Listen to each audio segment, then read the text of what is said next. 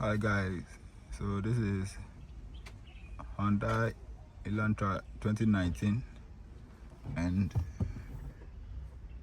I'm trying to spark and the car is not starting. As you can see, sometimes it will spark, sometimes it won't spark.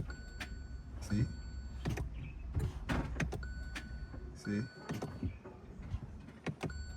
Sometimes it will spark and sometimes too.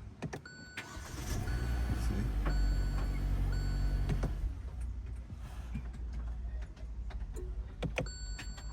And you'll be hearing some noise. I think it's the starter. So